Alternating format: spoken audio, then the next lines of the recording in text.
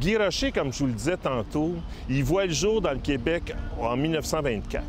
Guy Rocher vit un système scolaire qui est classique. Il vit un système scolaire qui est hérité d'une autre époque. Et il devient militant à la jeunesse étudiante catholique. Et là, ensuite, au début des années 1960, au début de la Révolution tranquille, il est appelé par le ministre de l'Éducation à faire partie, par le ministère de la Jeunesse, pardon, à faire partie d'une commission d'enquête qui s'appelle la Commission Parents. Et là, quand Guy Rocher arrive à la Commission Parents, on lui demande c'est quoi sa philosophie de l'éducation.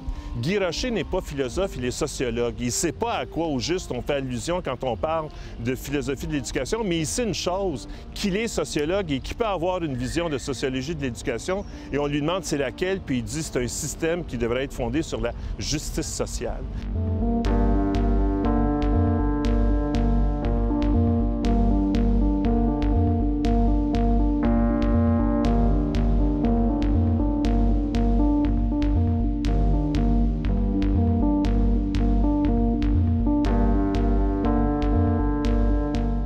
Je m'appelle Yvan Perrier, je suis professeur de sciences politiques au Cégep du Montréal.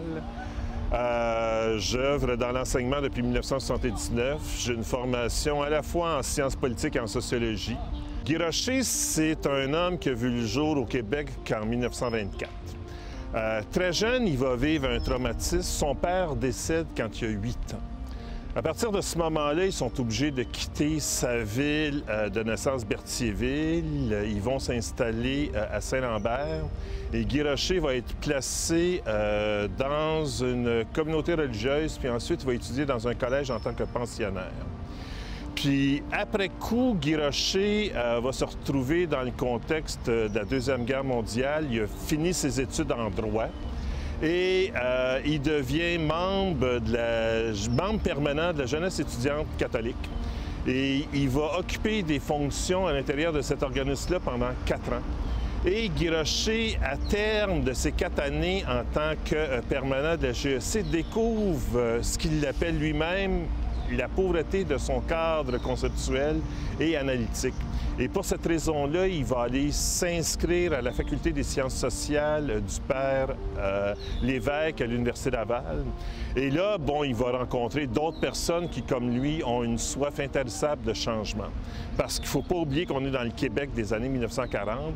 Et à cette époque-là, bon, le contrôle par les membres du clergé, puis le parti de l'Union nationale de Maurice Duplessis sur la société est quand même assez envahissant. Comme j'ai compris qu'il y avait aussi des jeunes qui voulaient aussi comprendre la société comme moi, j'ai commencé à enseigner la sociologie en 1952 à une nouvelle génération de jeunes là, qui arrivaient et qui voulaient comprendre la société, qui voulaient comprendre les institutions, qui voulaient comprendre la dynamique de la société. C'était le début de mon enseignement de la sociologie. C'était d'essayer de transmettre la connaissance que j'avais acquise à cette jeune génération qui arrivait. Et je me suis alors rendu compte que je ne pouvais rien mettre entre leurs mains à part mon cours. Les traités de sociologie en français n'existaient à peu près pas, ou en tout cas, ils n'étaient pas adaptés du tout. Je pouvais leur mettre des manuels américains, mais ce n'était pas approprié non plus. En langue française, à l'époque, il n'y avait pas d'introduction à la sociologie décrite. J'ai commencé à penser à écrire mes notes de cours, en réalité, en donnant mon cours. Et c'est à partir de 1952 que mon cours a commencé à se préciser. Au début, je ne voyais pas très bien quelle forme j'allais lui donner, je peux dire ça, mais progressivement, mon cours d'introduction à la sociologie a pris corps. Et là, j'ai commencé à écrire mes notes de cours et à les distribuer aux étudiants dans les années 50 à Laval.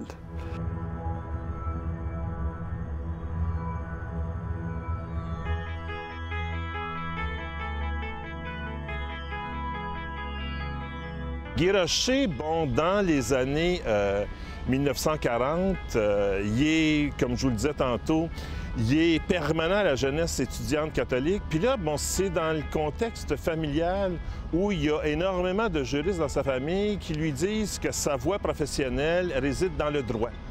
Guy Rocher s'inscrit en droit, mais Guy Rocher va découvrir que sa capacité d'intervenir sur la société et sa capacité de transformer cette société-là va être limitée.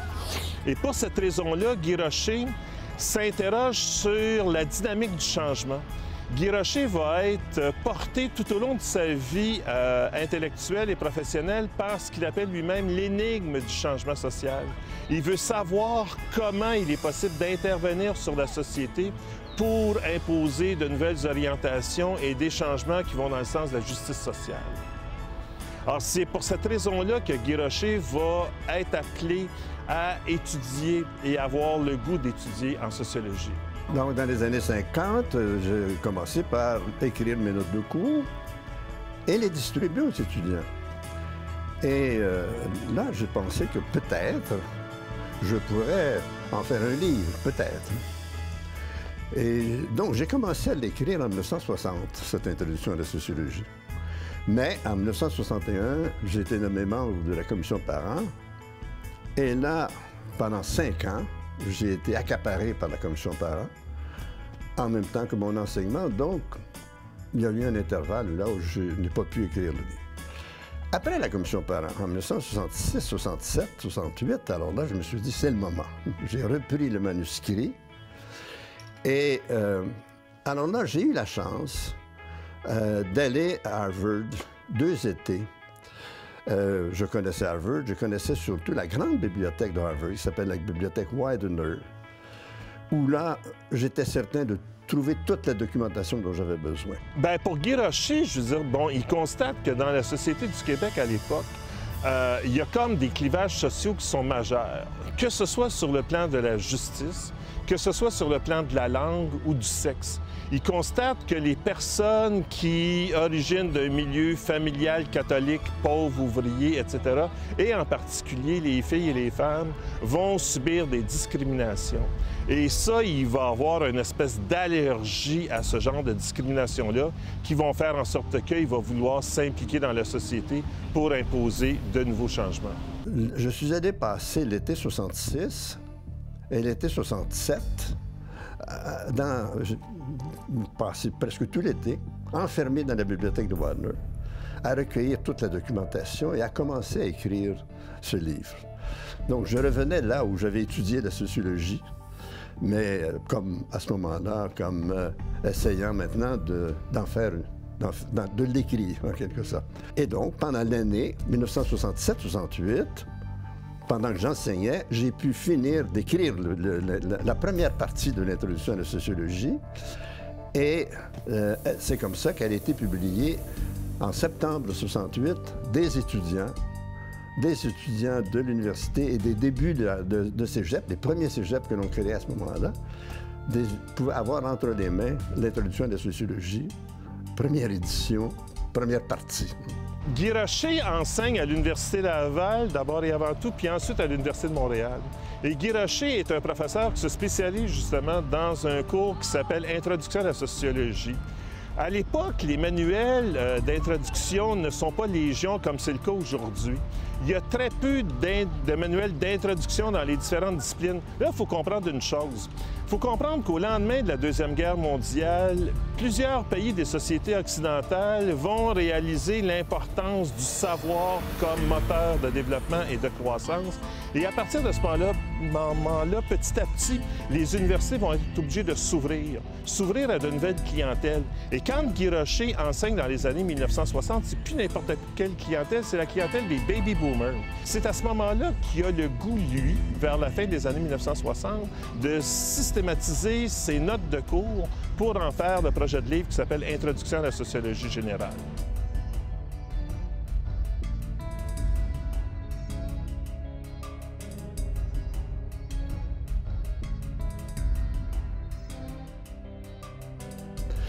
Et là, moi, je partais pour Berkeley, j'étais en sabbatique.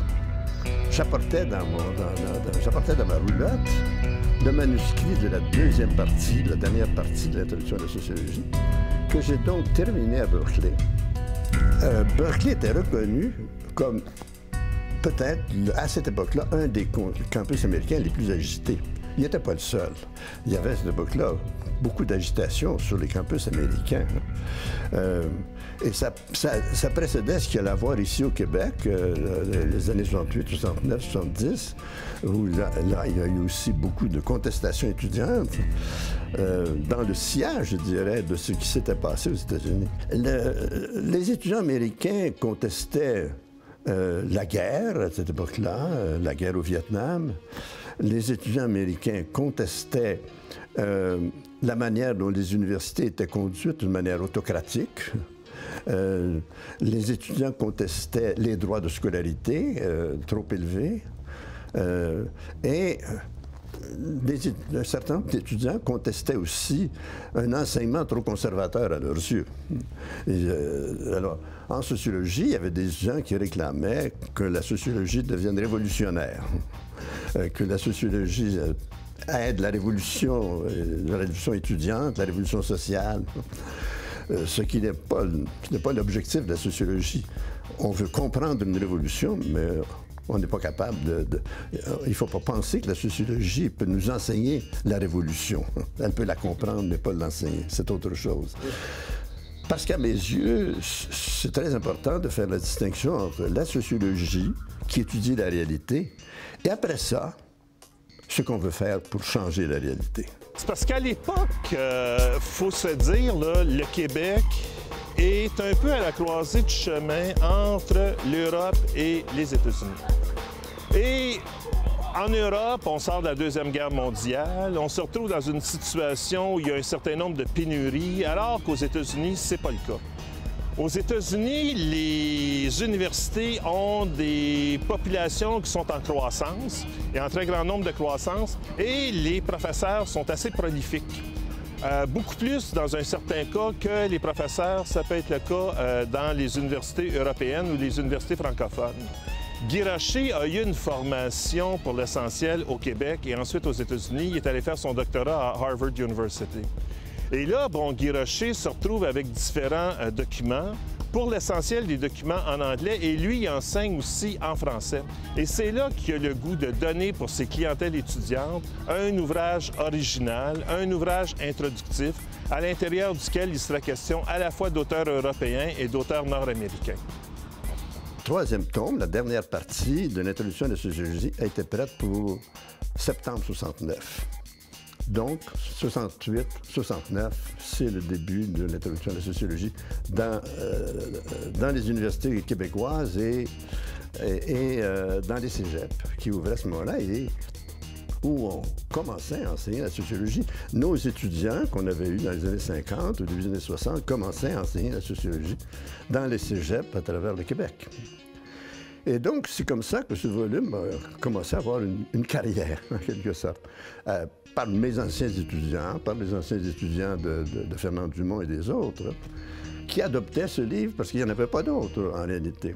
Guy Rocher, là, dans Introduction à la sociologie générale, nous montre que la sociologie, c'est pas une pratique qui s'improvise. Guy Rocher nous invite à développer un certain regard sur la pratique sociale. Regarder la société non pas à travers le discours justificateur des acteurs, mais le regarder à travers un certain nombre de schémas abstraits.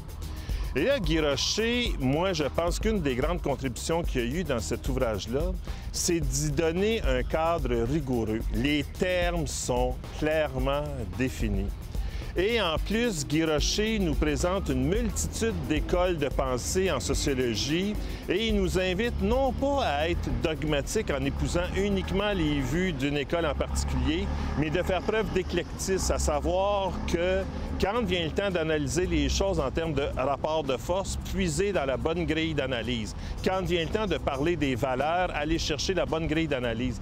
Donc, en ce sens-là, l'œuvre de Guy Rocher, Introduction à la sociologie générale, pour moi, c'est un manuel incontournable qui fait encore école aujourd'hui.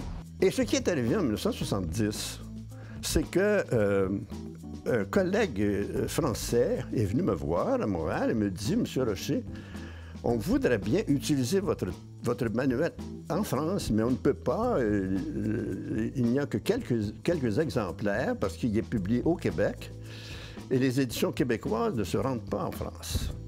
Donc, on voudrait en faire une édition française. » Et c'est ainsi que le Seuil, les éditions du Seuil, dans la collection Point, ont décidé de faire, de republier au complet l'introduction de la sociologie. Et à partir de ce moment-là, c'était une nouvelle lancée, si vous voulez, parce que l'édition française, évidemment, a fait que ce livre s'est répandu en Europe francophone, d'abord en France, où il est encore beaucoup utilisé, en Belgique, en Suisse et en Afrique. Parce que là, les colonies françaises enseignaient la sociologie, si bien que j'ai beaucoup d'amis en Afrique. En plus, il se trouve que l'ouvrage a connu un certain nombre de traductions. Il a connu 5 traductions. Il a été traduit d'abord en anglais, et puis il a été traduit en italien, en espagnol, en portugais. Et finalement, à ma grande surprise, il a été traduit en persan. Guy Rocher a eu une contribution assez exceptionnelle parce qu'il a enseigné des années 50 jusqu'en 2010. C'est en 2010 qu'il prend sa retraite.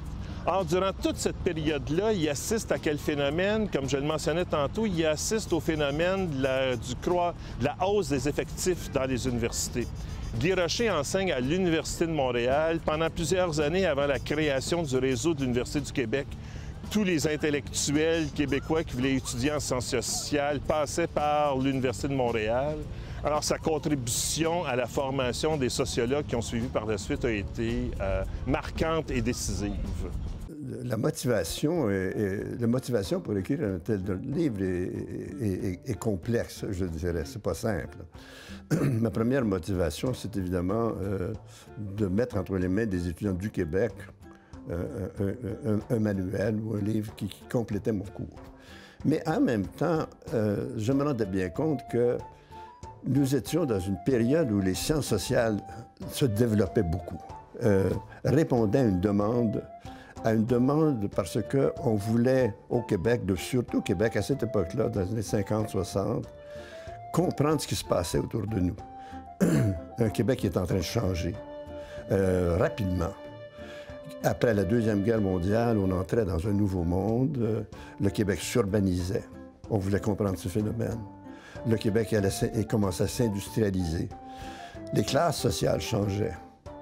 La classe rurale était en train de rétrécir. Une classe ouvrière québécoise se développait beaucoup. Une nouvelle bourgeoisie, une nouvelle classe moyenne se développait.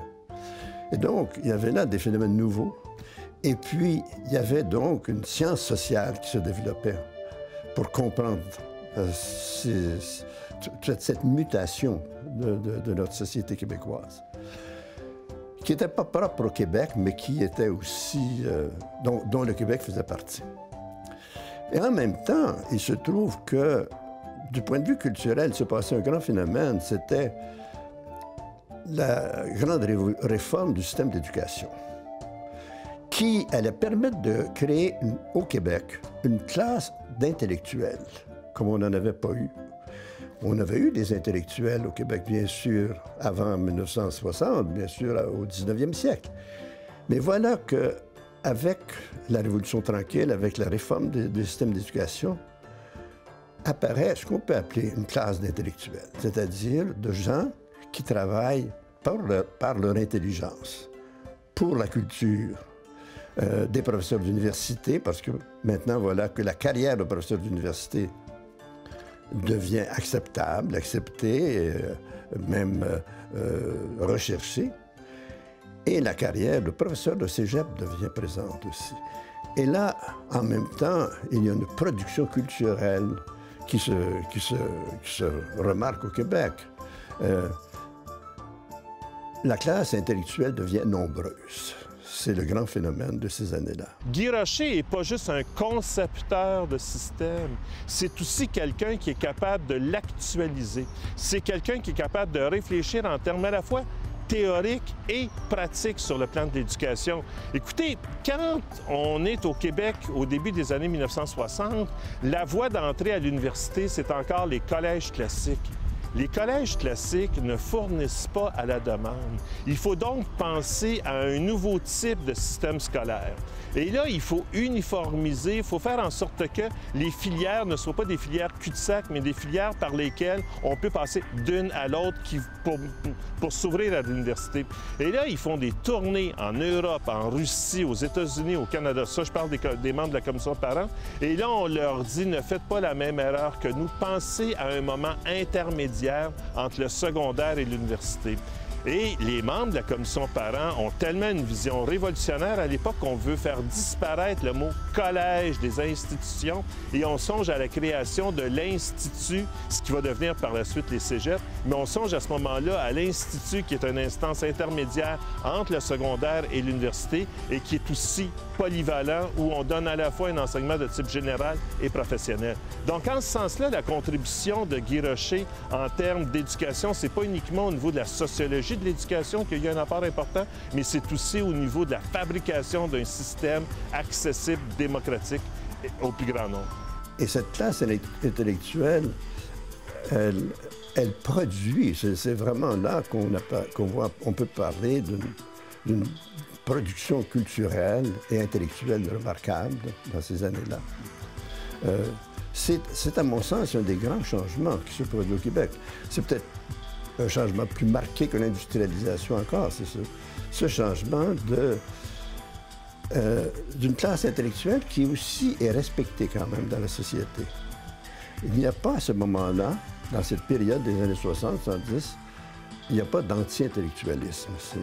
Il y a au contraire un respect de l'éducation, on recherche l'éducation, et il y a un respect des intellectuels qui apparaissent, les intellectuels apparaissent dans les médias, ils deviennent, c'est eux, des politologues, des sociologues qui apparaissent à la télévision pour expliquer des événements.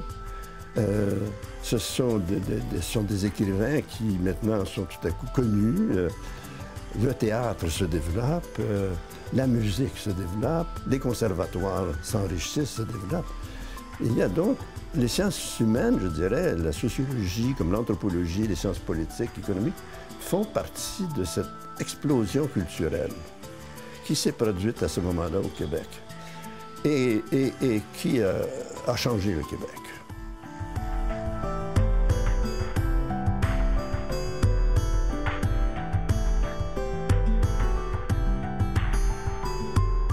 La culture sociologique savante, je dirais, elle s'est vulgarisée. Elle est passée, il y a eu une transmission de cette connaissance. Elle est passée de la salle de cours où j'enseignais, dans les médias, dans les journaux, à la radio, à la télévision et dans le langage courant.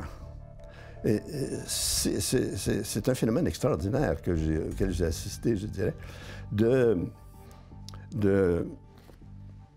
diffusion d'une connaissance. Pendant ce temps-là, la sociologie, elle, de son côté, a continué cependant à approfondir sa science, elle, de son côté. Parce que la sociologie, quand j'ai commencé à l'enseigner, était une science, je dirais, relativement simple.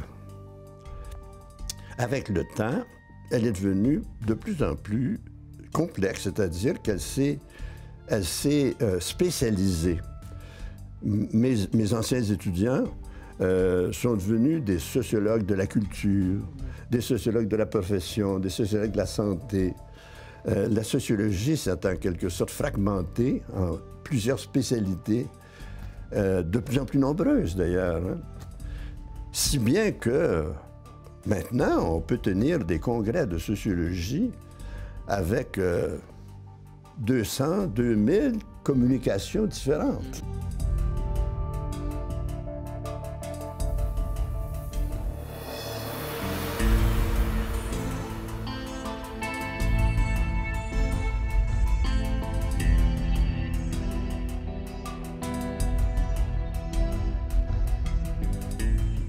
Ça fait donc plus de 60 ans que je vois l'évolution de la sociologie américaine, française, italienne et québécoise.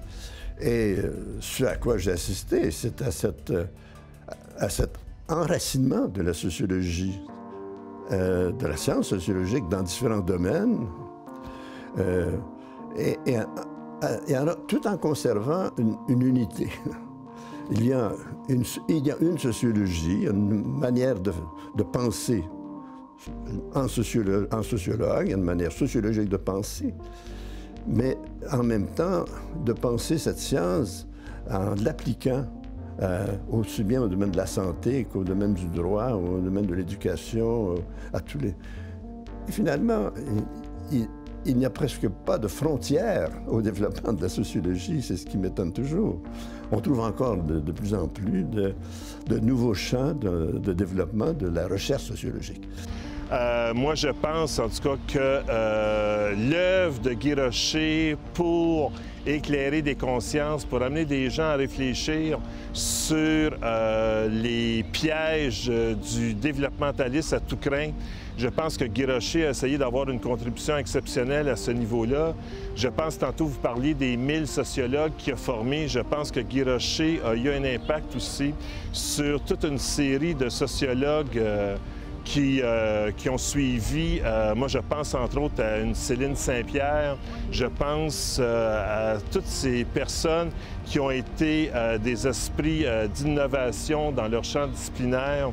Et Guy Rocher, aujourd'hui, je ne sais pas comment il répondra à votre question, mais moi, je sais pour ma part que c'est un peu triste de voir la place qui est réservée aux sciences sociales, parce que ce soit en termes de système et d'organisation de systèmes de santé, en termes d'organisation de systèmes scolaires, je pense que les lumières des sociologues, que ce soit du côté des femmes que des hommes sociologues, ce sont des lumières qui nous sont importantes pour pouvoir affronter les défis de demain.